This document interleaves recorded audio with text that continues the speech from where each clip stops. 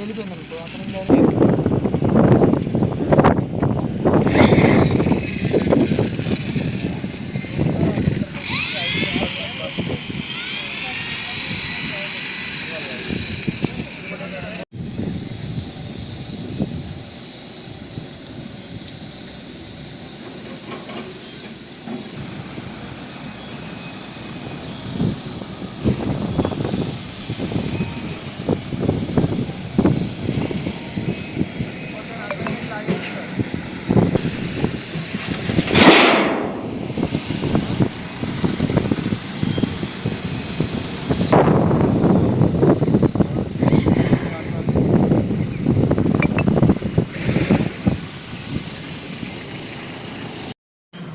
ఎన్నో ఏళ్లుగా కృషి చేస్తున్నటువంటి ఈ గజ్వెల్ కొత్త కోర్టు నిర్మాణం కోసం జాగా కోసం ఎంతోమంది సీనియర్ న్యాయవాదులు కష్టపడి తెచ్చుకున్న ఈ ల్యాండ్ విషయంలో నిర్మాణంలో భాగంగా గత కొంతకాలంగా జూనియర్ న్యాయవాది అయిన శశిధర్ రెడ్డి అక్కడ నిర్మాణ పనులను అడ్డుకుంటున్న క్రమంలో మేము అట్టి విషయమై అతన్ని విచారించగా మాకు గవర్నమెంట్ తరఫున ఈ ల్యాండ్ నాకు రిజిస్ట్రేషన్ అయిందని చెప్పి అట్టి డాక్యుమెంట్లు మేము పరిశీలించగా అందులో ఉన్న హద్దులకు ఈ కోర్టు ఉన్న జాగాకు ఎలాంటి సంబంధం లేకుండా ఉన్నది. తర్వాత అతను ఏటిగడ్డ కిష్టాపూర్ గ్రామంలో ఇట్టి ల్యాండ్ ఉన్నది. అతనికి ఉన్నదేమో ఎర్రవల్లి సంబంధించిన అతను ఉన్న విలేజ్లో అందరికీ అక్కడ ల్యాండ్ ఇస్తే ఈయన కోర్టు పక్కన కావాలని చెప్పేసి కావాలని కోర్టు ల్యాండ్ కబ్జా చేసిండు. ఈ క్రమంలో భాగంగా మేము విచారిస్తున్న క్రమంలో మా అడ్వకేట్ శివకుమార్ అనే అతను నానా మాటలు తిడుతూ దళిత అడ్వకేటు నువ్వెప్పుడైనవురా అని చెప్పి విచక్షణ రహితంగా తిట్టగా మేము అతన్ని మందలిస్తుండగా కోర్టుకు సంబంధం లేదు, నా జాగా నేను తీసుకుంటా అని చెప్పి అక్రమంగా ప్రవేశిస్తున్న క్రమంలో అతన్ని మేము అడ్డుకున్నాము. ఆ క్రమంలోనే అతన్ని నానా బూతు మాటలు తిడుతూ ఇబ్బంది గురి చేసిండు. ఈ క్రమంలో మేము బార్ అసోసియేషన్ తరఫున అతనిపై ఓ తీర్మానం చేయడం జరిగింది. అందరూ సీనియర్ న్యాయవాదులు జూనియర్లు అందరం కలిసికట్టుగా ఏకగ్రీవ తీర్మానం చేసి మా బార్ అసోసియేషన్ నుంచి అతన్ని తొలగించడం జరిగింది. ప్రస్తుతం నా కోర్టు 1983లో ఇది కట్టిండ్రు.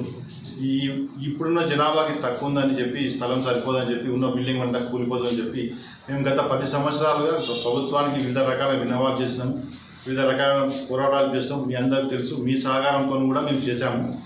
విషయమై ప్రభుత్వం స్పందించి మాకు 2021 సంవత్సరంలో R&R కాలనీ అని చెప్పి రింగ్ రోడ్కు ఒక 5 ఎకరాల స్థలం కేటాయించిందండి. ఈ స్థలం కేటాయించడానికి మా సమయము మా డబ్బును చాలా ఖర్చు చేశాము. వివిధ వర్గాలను అప్రోచ్ అవుట్లా గవర్నమెంట్ వారు స్పందించి మాకు 5 ఎకరాల స్థలం ఇచ్చారు.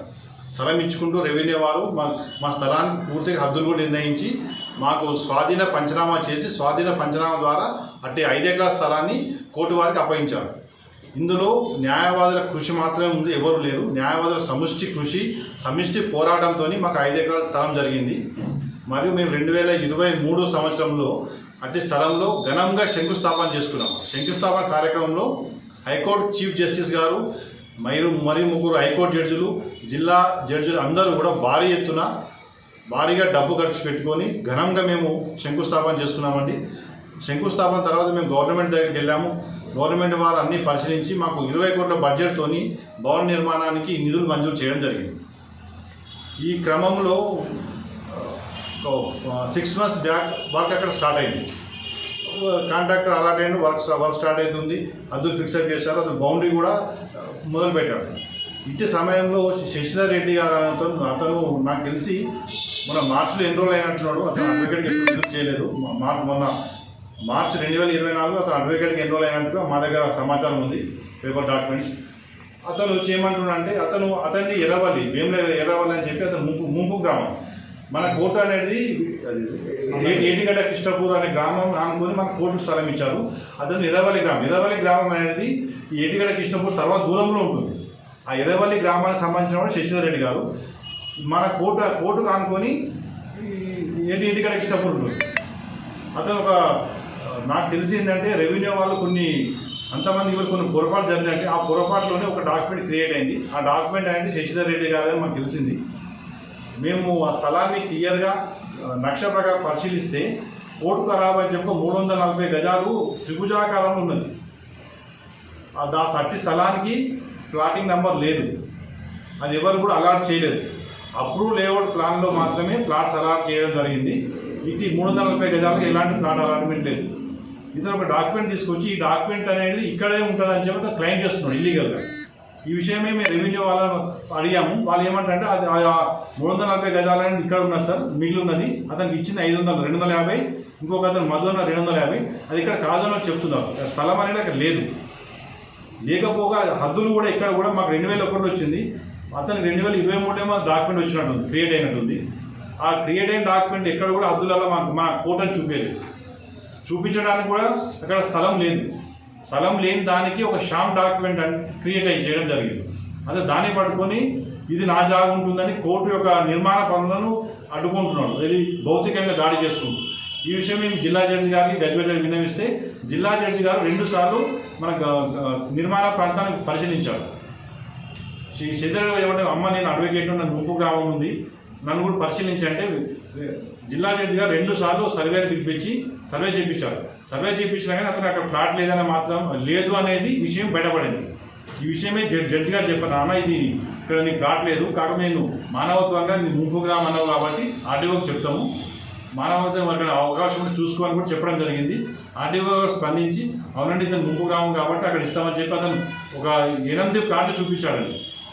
నాకు వద్దు అంటే నాకు ఇదే ప్లాట్ కావాలని చెప్పి ఇల్లీగల్ అంటే రాంగ్గా క్లెయిమ్ చేస్తున్నాడు. ఏది కోర్టు పక్క ఉండాలి, దీనికి కమర్షియల్ వాల్యూ ఎక్కువ ఉంటుంది అని ఒక దుర్బుద్ధితోని దురాలోచనతోని అతను కోర్టు ఒక ల్యాండ్, కోర్టు ఖరాబ్ ల్యాండ్ ఉంటుంది కార్నర్, కోర్టు ఆగ్నేయ కార్నర్, దాన్ని క్లెయిమ్ చేసుకుంటున్నాడు. ఇటు విషయం మీద నిర్మాణ పనులు ఆపుతున్న క్రమంలో కాంట్రాక్టర్ గారు మా బార్ ప్రెసిడెంట్ గారికి ఫోన్ చేశాడు, సార్ ఇట్లా మాకు ఇబ్బంది పెడుతున్నాడు, ప్రతి విషయం దాడి చేస్తున్నాడు, వాళ్ళ అమ్మ లేడీస్ తిడుతున్నారు, మేము పనిచేస్తుంటే కొంచెం సమాధి చేస్తున్నాం చెప్తే మా అధ్యక్షుడు ఏం చెప్పాడంటే మనం పని ఆగిపోతుంది, ఇంత కష్టపడి తెచ్చుకుని పని ఆగిపోతుంది, మనం పోవాలంటే సరే సార్ మా కోర్టు వర్క్ ఉంటుంది, సాయంత్రం పోయి మాట్లాడదామని చెప్పి మేము చెప్పడం జరిగింది. అదేవిధంగా సాయంత్రం వెళ్ళి మేము మాట్లాడుతున్న క్రమంలో మా మా మిత్రుడు సోదరుడు దళిత న్యాయవాది శివకుమార్ గారు మాతో ఉన్నాడు. అరే నువ్వెక్కడ ఉన్నావురా అంటే కులం పేరుతోని దళితుని దుర్భాషలాడి అతని మీద దాడి చేయడం జరిగింది. ఆ దాడిని అడ్డుకున్న క్రమంలో ఇంకొక 2 న్యాయవాదులు పోతే ఈ శశిధర్ రెడ్డి చేయడం జరిగింది. అతని పైన ప్రభుత్వ ఆస్తి ధ్వంసం చేసిన కేసు, దళిత న్యాయవాది మీద మరియు న్యాయవాదుల పైన వేరే ఇతర న్యాయవాదులు దాడి చేసిన 2 కేసులు రిజిస్టర్ అయింది సార్. అయినా కూడా అతను ఆపకుండా వివిధ రకాలుగా మమ్మల్ని ఈ రోజు కూడా ఇబ్బంది గురి చేస్తున్నాడు. అతనికి అక్కడ ల్యాండ్ అనేది లేదు. ఈ విషయమే మేము మా భారతదేశంలో కూడా తీర్మానం చేస్తున్నాము. అందరూ కూడా అన్ని కులాలు అన్ని వర్గాలకు చెందిన మా న్యాయవాదులు ఉన్నాము. వీళ్ళందరూ కూడా ఏకగ్రీవంగా ఏకవాక్య తీర్మానంలో శశిధర్ రెడ్డి గారిని భారతదేశం సస్పెండ్ చేసుకుంటూ మా బార్ కౌన్సిల్లో కూడా అతనికి ఇచ్చిన లైసెన్స్ సస్పెండ్ చేయాలని చెప్పి అక్కడ మేము సిఫార్సు చేయడం జరిగింది. ఆ విషయం కూడా పరిశీలన ఉందండి. ఈ విషయాలన్నీ కూడా మీడియా ద్వారా అతను ఏం చేస్తున్నాడంటే అది ఒక ప్రొపగండా క్రియేట్ చేస్తున్నాడు. నా ల్యాండ్ కోర్టు వరకు కబ్జా చేస్తున్నాడని చెప్పి ప్రొపగండా చేస్తున్నాడు. ఆ ప్రొపగండాను అడ్డుకునే క్రమంలో ఈరోజు మీడియా మిత్రులను పిలిపించి నిజాలను మేము కూడా బయట పెట్టే క్రమంలో మీతో ఈ ఇంటరాక్షన్ ఏర్పాటు చేయడం జరిగింది సార్. ఈ నిజాలన్నీ